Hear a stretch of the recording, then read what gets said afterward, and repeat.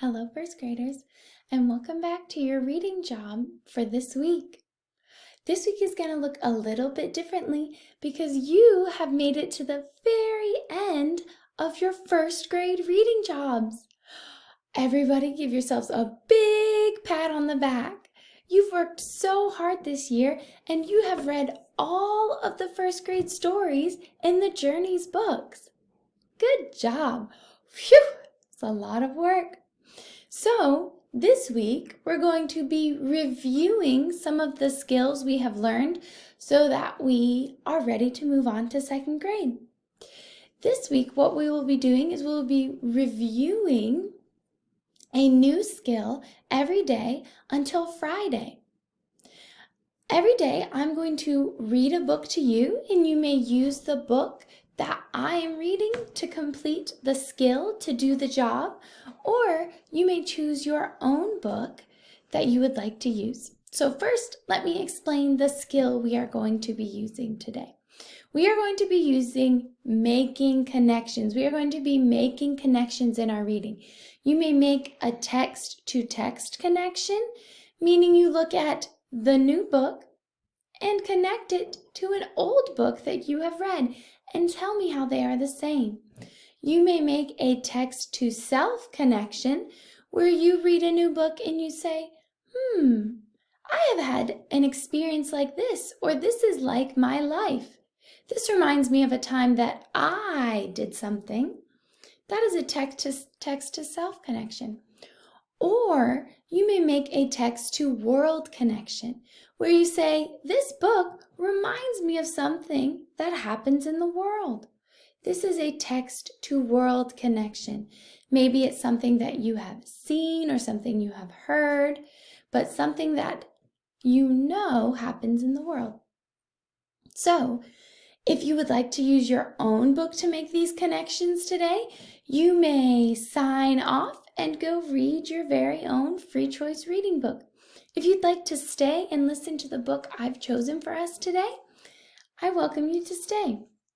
Even if you don't want to use this for your reading job, you can stay if you'd like. Today we're reading Rosie Revere, Engineer. This is the story of Rosie Revere, who dreamed of becoming a great engineer. In Lila Greer's classroom at Blue River Creek, young Rosie sat shyly, not daring to speak. But when no one saw her, she peeked in the trash for treasures to add to her engineer's stash. And late at night, Rosie rolled up her sleeves and built in her hideaway under the eaves. Alone in her attic, the moon high above, dear Rosie made gadgets and gizmos she loved. And when she grew sleepy, she hid her machines far under the bed where they'd never be seen. When Rosie was young, she had not been so shy. She worked with her hair swooping over one eye and made fine inventions for uncles and aunts, a hot dog dispenser, and helium pants. The uncle she loved most was Zookeeper Fred.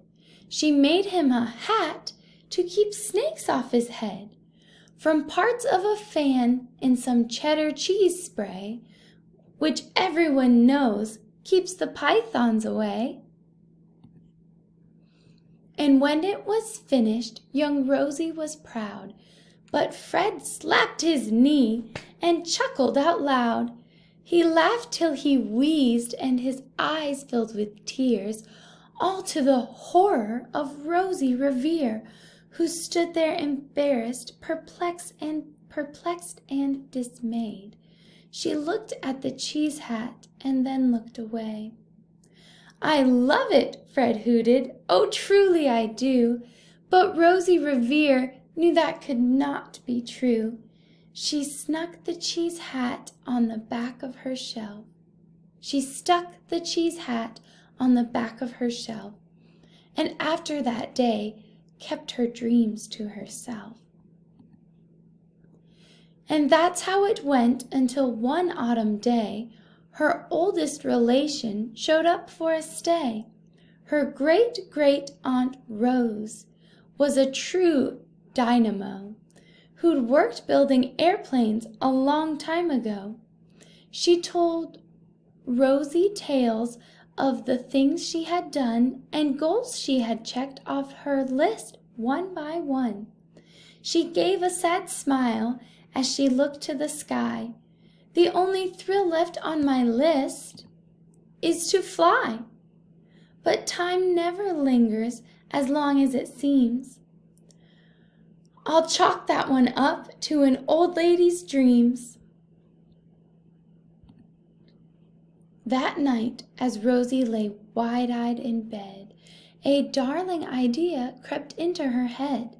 Could she build a gizmo to help her aunt fly? She looked at the cheese hat and said, "No, not I."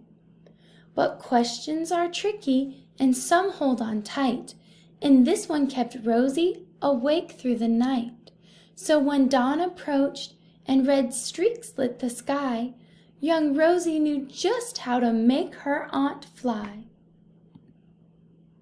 She worked and she worked till the day was half gone, then hauled her cheese copter out onto the lawn to give her invention a test just to see the ridiculous flop it might turn out to be. Strapped into the cockpit, she flipped on the switch. The Helly-O cheese copter sputtered and twitched.